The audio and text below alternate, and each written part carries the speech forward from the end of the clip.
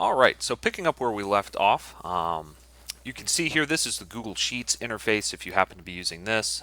As mentioned last time, there's your Save as Google Sheets option. When you send the file back in, you need to make sure that you download it as a Microsoft Excel file format when you send it back in.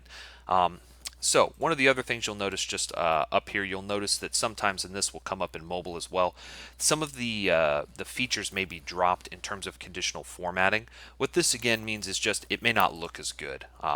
What this comes into, you'll see here that this percentage is not being rounded, things like this. And so these are not, it's not changing the training information or value.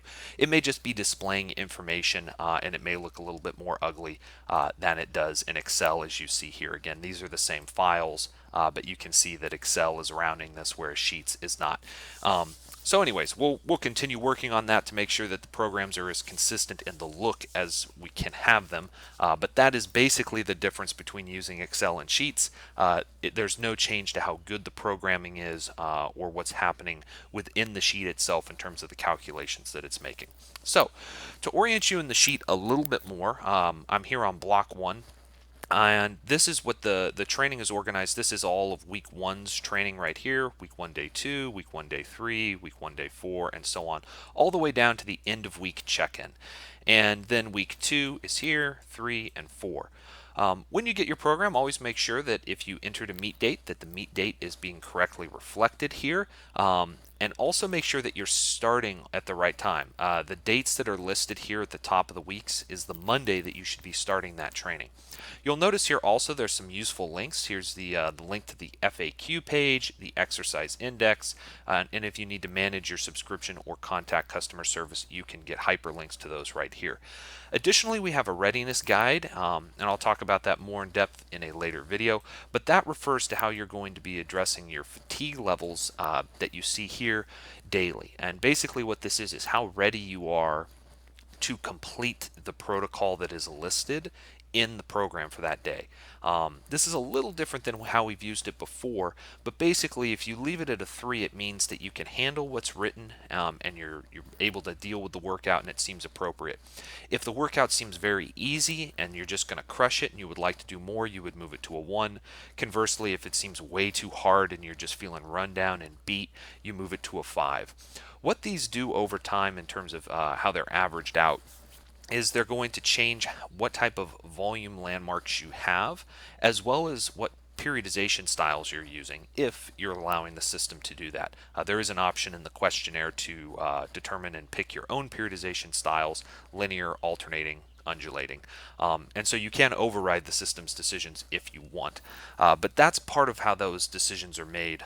In addition to that, your results when you finally do actually compete, and what you set PRs on, what you don't set PRs on, or how much you set PRs by, will all be taken into account in terms of what your next block is going to use. So that's what this information up at the top is. That's how the days and the weeks are laid out. This is the fatigue values, and you can see there are drop down values here. And then you have the training itself. There's different notations for training. The bridge block, I've entered 1 week of bridge block into this program so you can see it. But this is a unique way of doing training. And again, there's standalone videos explaining more in depth. But in terms of how to read this and perform the workout, what you would do here for pause squat is 24 reps of pause squats total for the entire day, not 24 reps in one set. You would be trying to keep the RPE between 6 and 7 for all sets, and you would accomplish those 24 reps by doing 3 to 6 reps per set of pause squats. And so obviously, if you're doing 6 reps per set, 6 times 4 is 24, you would do 4 sets of 6 with 90 seconds rest between them. And so that's what this notation means. This is unique to the bridge blocks in terms of the rest periods and the range of reps per set being used. Regular training, any other block, hypertrophy, strength, peaking, is most likely you're not going to see something like this show up. Moving on, let's kind of look over here. You can see that there's a transition week. Transition weeks will generally use a little bit lower reps than the block that is coming after it, and that this moves then into pause squats. You'll notice that pause squats here are RPE based and percentage based, and I'll be talking about that in the next video as to how to change your training from RPE based training to percentage based training. We'll also talk a little bit about the reps in that next video. In any case, so you've got your exercise, your set rep intensity protocol, the weights that you're supposed to fill in, and actual RPE sometimes. In some cases, if a percentage is known, it's not going to ask you for actual RPE. It will simply tell you the actual percentage that you ended up using for that day. You'll also see ranges here at times, and generally if anything is in red or if it has a question mark, this means that you should type over it what you actually use. And so, like for example, here on Comp Bench, you can see that there's actually some formulas in this cell.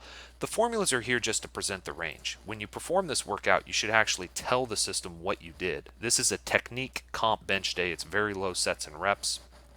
With a very low percentage relative to the reps that are being used. And so this is a technique day. Let's say that this user ended up using 275. You'll see that the system turned it black and presented the percentage as well. And that's basically what you're going to do as you go through and fill out the sheets. You're going to fill in anything that's red. You're going to do the same thing here with anything that has weights or question marks in terms of what you use for accessory work, so on and so forth. One other thing to note as you're going through these programs is you can swap exercises. The system is going to display what we believe is the optimal exercise decision for you to do. And so pause squats would be the preferred option here in the bridge block all the way through into the next strength block. That won't always line up that way, but it often can line up that way to where exercises will be consistent throughout a program. However, if for whatever reason you don't want to do pause squats and you specifically want to do pause high bar squats or pause front squats or whatever else is listed here, you can. And don't be thrown off if when you go to swap pause squats and you might see someone else in the Facebook group and they go to swap pause squats to something, that you have different lists of exercises. The exercises that are being chosen here are based on your weak points. All of these are good options, but again, the system is giving the optimal option that it thinks. If you're in a gym that week, or if the system presents something you don't have equipment for, you can swap that here, and you can simply paste that or copy and paste that through, or swap it for every day for the next set of weeks, however long you no longer have access to the equipment.